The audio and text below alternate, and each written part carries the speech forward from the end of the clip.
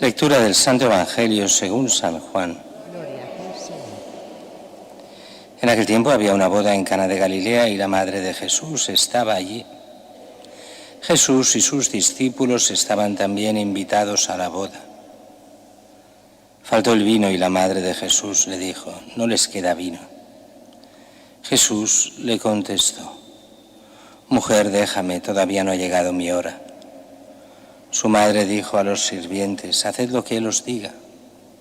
Había allí colocadas 6 tinajas de piedra para las purificaciones de los judíos, de unos 100 litros cada una, y les dijo: llenad las tinajas de agua, y las llenaron hasta arriba. Entonces les mandó: sacad ahora y llevádselo al mayordomo. Ellos se lo llevaron. El mayordomo probó el agua convertida en vino sin saber de dónde venía. Los sirvientes sí lo sabían, pues habían sacado el agua. Entonces llamó al novio y le dijo: todo el mundo pone primero el vino bueno, y cuando ya están bebidos, el peor. Tú, en cambio, has guardado el vino bueno hasta ahora. Así, en Cana de Galilea, Jesús comenzó sus signos, manifestó su gloria, y creció la fe de sus discípulos en él. Palabra del Señor. Gloria a ti, Señor Jesús. Celebramos hoy esta solemnidad de la Virgen de la Merced, y es que, aunque la festividad como Virgen de la Merced, patrona de Barcelona, es una cosa moderna, 155 años, sin embargo, todo lo que es la Merced es no milenario, pero poco le falta. Allí en el siglo XIII empieza, y es que ese siglo fue un siglo muy especial. Es un siglo, ya el puente del 12 al 13, y sobre todo ya entrando ese 13, un siglo de grandísima reforma en la Iglesia, una reforma que empieza desde abajo. La reforma que empieza con los dominicos, que empiezan con Santo Domingo, continuará a la par prácticamente con San Francisco de Asís, que fundará los franciscanos, y con los franciscanos tendremos los franciscanos, después también los capuchinos y los conventuales, y empieza muy poco después, pero ese mismo siglo también, lo que son los trinitarios y lo que serán los mercedarios.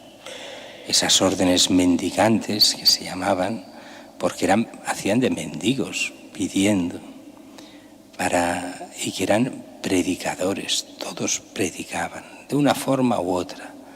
Unos más en plan intelectual, los dominicos, otros en plan mucho más sencillo, pero no por eso no profundo, como eran los franciscanos.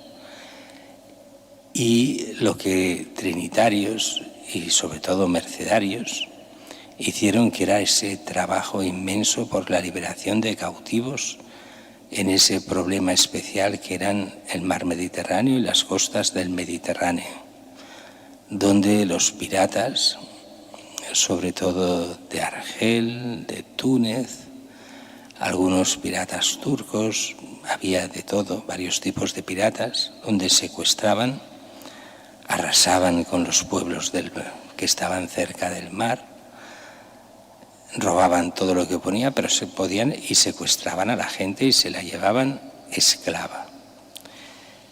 Eso hasta prácticamente el siglo XVIII, no estamos hablando de que fuera solo allí el siglo XIII y XIV, no. Llegó hasta bastante cerca de nuestros tiempos. De allí aparece todo lo que en nuestra costa catalana se ven, esas torres de guardia, de vigía, que todavía se conservan todavía hoy algunas, y ese doble nombre de los pueblos, de mar y de montaña, de baix y de dalt, de abajo y de arriba. Pueblos con el mismo nombre que a veces tenían hasta 2 casas, una arriba y una abajo, porque la de abajo huían cuando veían a estos piratas a lo lejos y daban las alarmas y se iban hacia arriba a parapetarse. a impedir que les robasen lo poco que tenían y además los secuestrasen. Bien, será San Pedro Nolasco, el fundador de los mercedarios, el que se dará cuenta de ese problema. Él, hombre, hijo de comerciantes, buen capital, pero todo lo que tiene se lo gasta en pagar para comprar esclavos y liberarlos.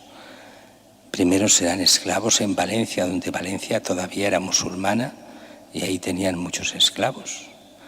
Después ya el mismo rey que ayuda a fundar, Jaime I, será el que conquistará Valencia y la hará ya cristiana y desaparecerán de allí los musulmanes y los esclavos musulmanes.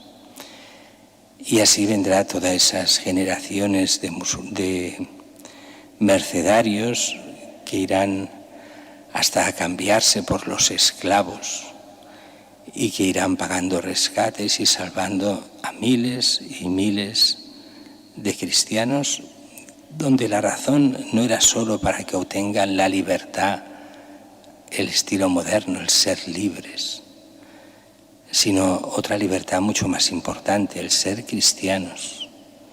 El gran riesgo no era solo ser esclavos, sino perder la fe en estos pueblos y hacerse musulmanes.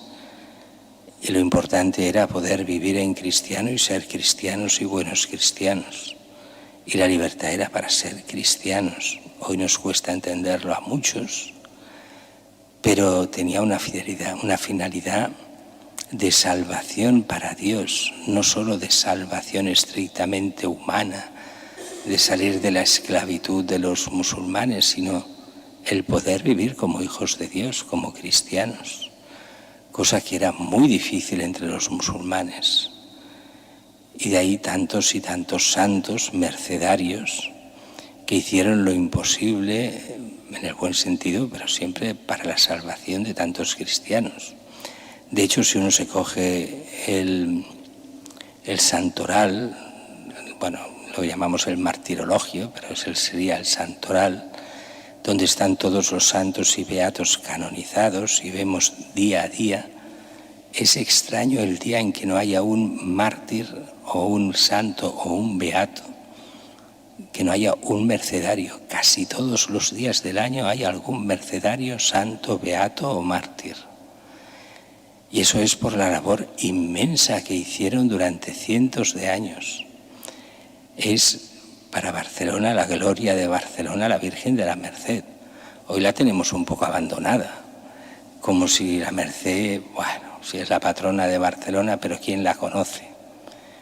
Podríamos preguntar a los de menos de 50 años en toda Barcelona, ¿dónde está la Virgen de la Merced? Estoy convencido que el 90% de la gente de Barcelona no sabe ni dónde está la iglesia de la Virgen de la Merced.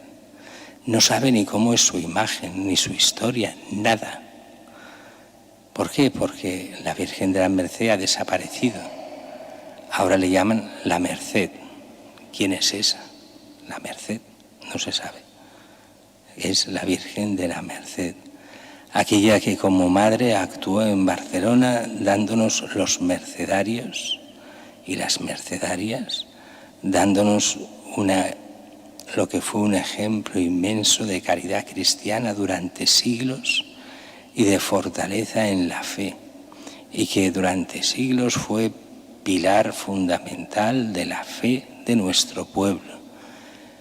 Hoy en día la invocamos para que nos libre del pecado, de las ataduras del pecado que nos lleva a la muerte, que nos limpien, que ayude, que interceda por nosotros para que el Señor nos limpie de nuestros pecados, para que ella actúe como madre ante sus hijos, aquella que intercede por cada uno de nosotros, que solo quiere el bien de sus hijos en el Hijo que es Cristo y que quiere nuestra salvación y nuestra vida eterna.